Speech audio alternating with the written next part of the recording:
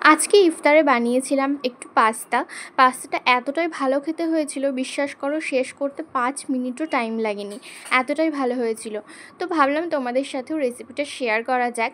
তো প্রথমে আমি একটা সসপ্যানে গরম জল নিয়ে নিয়েছি, তার মধ্যে দিয়ে দিলাম একটু লবণ, আর যখন একটু একটু বলক উঠবে তখন আমি পাস্তাগুলো দিয়ে দিলাম। এখানে আমি 1 কাপ পাস্তা বানাচ্ছি। তো পাস্তাটা যখন একটু ফুটে আসবে আর একটু নরম হয়ে যাবে, চামচ দিয়ে কাটলেই কেটে যাচ্ছে দেখবে, তখনই বুঝবে পাস্তাটা হয়ে গেছে। তো আমি সাইডে রেখে দিলাম জল ঝরানোর জন্য। এবার একটি প্যানে তেল নিয়ে নিলাম, কিছুটা সাদা তেল, আর তার মধ্যে দিয়ে দেবো একে একে রসুন, পেঁয়াজ, এবং এই রসুন পেঁয়াজটা একটুখানি নেড়ে নিয়ে তার মধ্যে দিয়ে দেবো আদা। তারপরে সেটাও একটু নেড়ে নিয়ে দিয়ে দেবো লাল লঙ্কা অ্যাকচুয়ালি কাঁচা লঙ্কা ছিল না, তাই আমি লাল লঙ্কাটা ইউজ করেছি।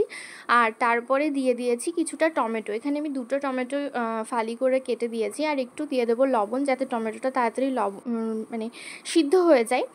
আর তারপরে এটাকে বেশিক্ষণ ভাজবো না, জাস্ট কিছুটা টমেটোটা নরম হয়ে গেলেই আমি এটাকে পুরোটা ঢেলে নিয়ে ব্লেন্ড করে নেব।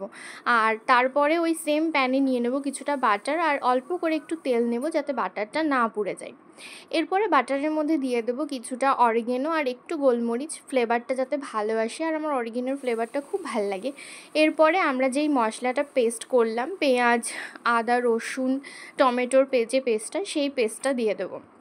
পরে আমি পেস্টটা যেই পাত্রে করেছিলাম সেই পাত্র ধুয়ে জলটা দিয়ে একটু খানিকটা নেড়ে চেড়ে নিলাম, এবং তারপরে দিয়ে দেবো একটুখানি চিলি পেস্ট, মানে চিলি সস ইউজ করেছি আমি এখানে। আর দিয়ে দেবো অল্প একটু চাট মশলা দেওয়ার পরে আমি এখানে অল্প একটু গরম মশলা ইউজ করেছি, গরম মশলা গুঁড়ো। বিশ্বাস করো পাস্তাতে একটুখানি গরম মশলা গুঁড়ো দিয়ে দেখবে দারুণ লাগে টেস্টটা। আর আমি এখানে কয়েক দানা চিনি দিয়ে দিয়েছি।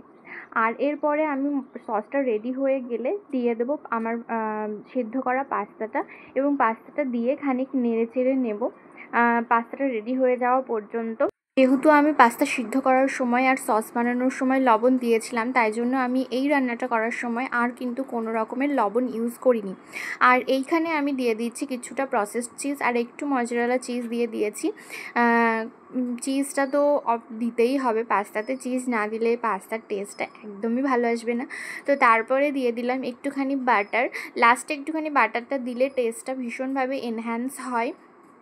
আর এই যে হয়ে যাচ্ছে আমার পাস্তা রেডি। আর লাস্টে আমি একটুখানি ক্রিম দিয়ে দিয়েছিলাম, এইটা কিন্তু অপশনাল, তোমরা দিতেও পারো না দিতেও পারো, বাট ক্রিমটা দিলে টেস্টটাই পুরো চেঞ্জ হয়ে যায় পাস্তাটা।